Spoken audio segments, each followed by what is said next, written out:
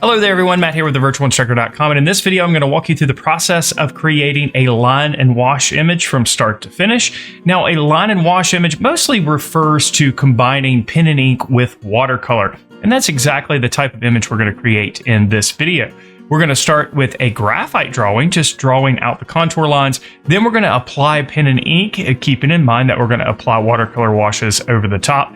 Then finally, we'll finish the image with watercolor. So let's go ahead and take a look at the process.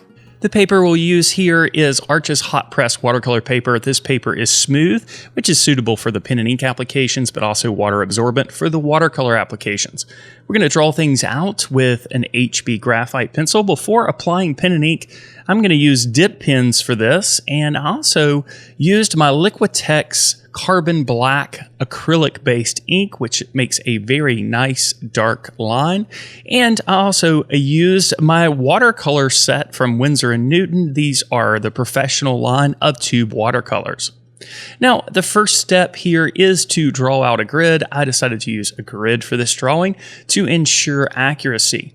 Now, my grid consisted of 1 inch by 1 inch squares. But if you're using the grid technique, you can make smaller squares if you want, make your grid a little bit smaller.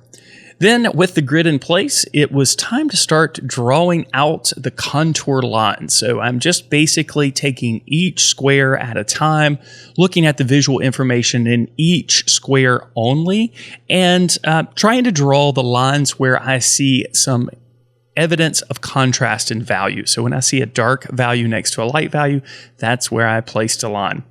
After our pencil sketch was in place, we could erase the grid lines and lighten the drawing a little bit with a kneaded eraser before beginning the pen and ink applications. And with the pen and ink applications, the first thing I like to do with a pen and ink drawing, especially a line and wash, is to plan out the locations of the contour lines. Contour lines are the outlines. So we are establishing the basic shapes of the drawing here. And one of the things to keep in mind when you are combining watercolor with pen and ink is that the watercolor, of course, is going to affect the value of the overall image. So we're going to add a little bit of shading with the pen and ink using some hatching and a little bit of cross hatching. But we're going to be mindful of the fact that when we start applying the watercolor applications, this will change the value. So most importantly, we want to make sure that we don't get too dark or too heavy with the pen and ink applications. You'll also notice as I'm applying the pen and ink that I did think a little bit about line quality. Line quality, in my mind, refers to the thickness or thinness of a line, and we can vary the thickness or thinness of the line, and we can also use some broken lines here and there to add variety to the line drawing. Once we had the basic idea of our boat in place, it was time to move on to the very scary dock here. Again, just following the same procedure, drawing in the contour lines first before adding just a little bit of shading here and there where we see the dark values. Here again, at this point in the process, I am still sticking with just hatching. I like to think that hatching by itself is a little bit more of a cleaner way to add value, especially when we're going to be adding the watercolor washes later in the process. Again, I'm trying to keep the drawing nice and light, knowing that the watercolor washes are going to affect the values as the painting part of the process starts to develop. After I had everything planned out with the contour lines, I decided to go back and add some values in areas where I know the values are going to be very dark. You can see here that I'm using some hatching on the anchor, and I'm going back and adding some hatching in between each one of the wooden planks here. Again, I'm looking where the value is the very darkest. I also added some textural marks here and there to indicate some of the splits and some of the textures that we can see on each one of the wood planks. Now, when you're using a dip pen like I'm using here, it's important to pull the pen over the surface instead of pushing it.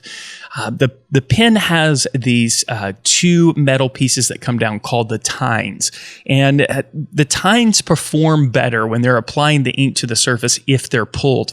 If you push a dip pen, you might end up splattering ink on the surface of your drawing. Perhaps that's happened to you before. So it's always a good idea to pull the pen once it's loaded with a bit of ink.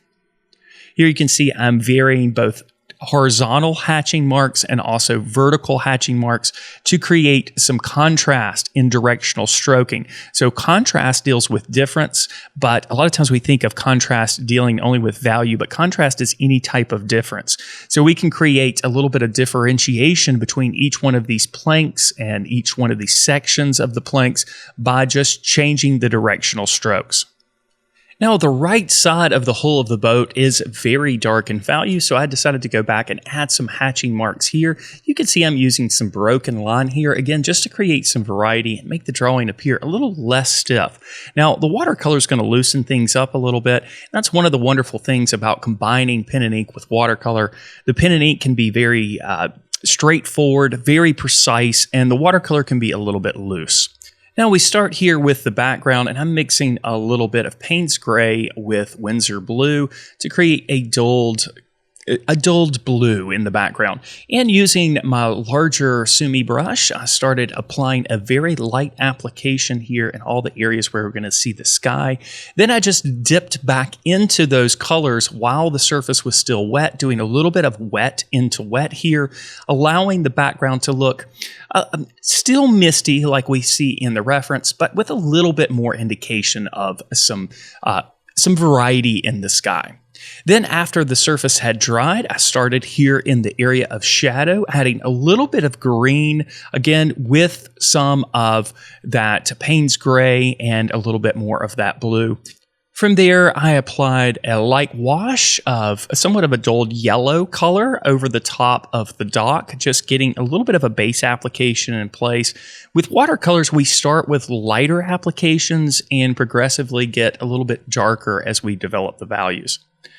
Now you can see I'm mixing up a dull brown, and I'm mixing this using a bit of purple and a bit of sap green. And I'm going to use this color to create some of the subtle changes of value that we see on the front of the hull of the boat. So you can see it's a very light wash. I'm allowing a lot of the paper to show through to create that light application. I decided to put a cooler gray on the front-facing part of the boat. It's at least cooler compared to the more brownish gray that we applied on the front, and then a darker blue-purple for the bottom part of the hull of the boat. Now, again, this application is pretty light. We're going to progressively darken the values as we go through the process. And that's one thing to keep in mind when you're working with watercolors. Of course, we start with light applications and we progressively get darker. So a lot of times, this is a way of working that's a little bit backwards from how we typically work with opaque painting mediums. Of course, watercolor is translucent, so we're dependent on the white of the paper to make our lighter values. And this is why we typically start with light applications and progressively get darker. And you can see I have applied a little bit of a darker and cooler gray over the top of our warmer grays here, just adding, again, more variety with our layered approach. Now, I hope you're enjoying the video so far, but before we move on, I need to tell you that the video you're watching is actually clips taken from a 10-part lesson series that we did for members at thevirtualinstructor.com. In this 10-part series, every step of the process is recorded so that you can follow along step by step. And that's not the only thing. This lesson series is only one small part of what is available to you as a member at thevirtualinstructor.com. There you have access to all of our courses, which we have a number of courses on a variety of subject matter and media. We do weekly live lessons, which are broadcast for members and also recorded and stored in our vault. So you can go back and watch all the live lesson series we've ever done. There are weekly critiques as part of the Members Minute, and there's also a year-long curriculum for visual arts teachers. If you want to learn more about our program, you can scan the QR code on your screen, or you can look for the link in the description below. Now back to the video. A bit of burnt sienna is applied in areas to indicate some of the rusty sections here. I'm using a smaller brush at this point because these details are smaller and a little bit more finer. Then working our way up to the windows and the front-facing part of the boat here, I've applied a little bit of black here. This is mixed with just a touch of yellow ochre to make it a little bit warmer and less flat. When you're working with watercolor and you're using the color black, a lot of times it's a good idea to add just a little bit of a hint of color to it so it's not so flat. But with all black applications, you're basically applying a little bit of a gray, unless you just really get super solid with your applications. So you think of black in terms of gray when you're working with watercolor. We'll add an initial application here for the life preserver, which is, you can see in the reference, is a pretty strong orange. It's a dulled orange. So I started with a little bit of a red orange before going back and adding a color that's a little bit more of an earthy tone by adding a bit of red with the burnt sienna. Then there's a little bit of variety in the color on the top of the boat here, so I applied those colors before moving my way to the back part of the boat. You can see that we have a couple of figures there and some shadows that are cast by some of the elements on the boat. Throughout this process, I switched back and forth between larger brushes and smaller brushes. All the brushes I used in this process were round brushes, with the exception of the Sumi brush that I used at the very beginning. I like using round brushes when working with watercolor. I feel like it gives me a lot of control. Now moving on to the skin tone, I wanted these skin tones to feel very tanned and weathered. So starting with a lighter, more orange application, I laid down the base tones, also adding some areas or leaving some areas for highlight before going back and making some of the shadows in those locations. Now with the tires here, I wanted to add a little bit of warmth here as well so that they contrast a little bit more against the cooler colors of the hull of the boat. So our initial application, I added a little bit of that yellow ochre again with that black to make it a little bit warmer. And you can see how that warmer gray stands out a little bit more against the cooler hull. Here I'm using a larger brush, obviously, and going back over the top of the bottom part of the hull with a darker application. And as we slowly get darker with our applications, we start to have a better understanding of the form of the subjects within the scene because we have a broader range of value. So our lights stand out a little bit more against the darks that we add. I also added a hint of brown into the bottom part of the hull to indicate maybe just a little bit of an indication of some rustiness, and then again, adding just a little bit of variety to that section as well. Then it was down back to the reflection / shadow underneath the boat, again adding some of the darker values in that location. Then we worked our way over to the rickety dock here, again doing the same thing that we did on the boat. We're going over the top of our light applications and we're progressively making the contrast stronger in these locations by making some of the darker values. Taking care that we're leaving some of the light values alone so that we have that variety in value. Before working much further down, I decided to go ahead and tackle the little boy here who's on the plank. It looks like he's about to walk the plank here. So after filling in his bathing suit, I did the same thing with pretty much the same colors for his skin tones. This little boy was a little less weathered than the folks on the back of the boat. But again, it started with kind of an orangey skin tone initially before going back in and adding some of the shadowed areas, just darkening that value by adding a little bit of brown, a little bit of burnt sienna. You can see on the top part of the dock compared to the bottom part of the dock how much purple and yellow I added. So I wanted to continue that theme as we work down. So in some of the shadowed areas, I used a bit of purple. In some of the highlighted areas, I used a little bit more yellow. Some of these wood planks are open, so we can see some of the wood inside, and of course that wood is not quite as weathered as what we see on the outside, so the colors are a little bit more intense in those locations. There's also a few hints of green here and there that I washed over the top of some of the areas. Orange, green, and purple are secondary colors, so I decided to use those in this section to create contrast between the lighter values and the shadows. We can also add some textural marks here with the watercolor. As you can see, I'm using the smaller brush to pull out a few of those marks.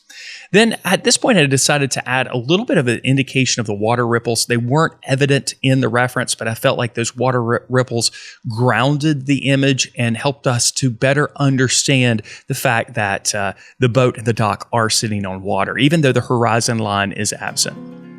And then our line and wash image of a boat on the water, completed with pen and ink and watercolor, was complete.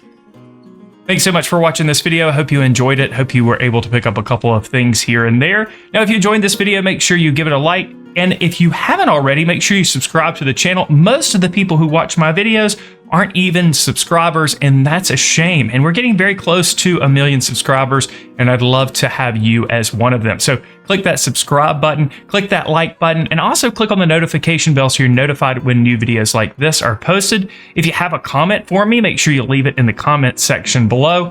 And if you want to check out 3 of our course videos and ebooks, there's a link in the description below for that. That will put you on our mailing list so I can send you all kinds of free art lessons.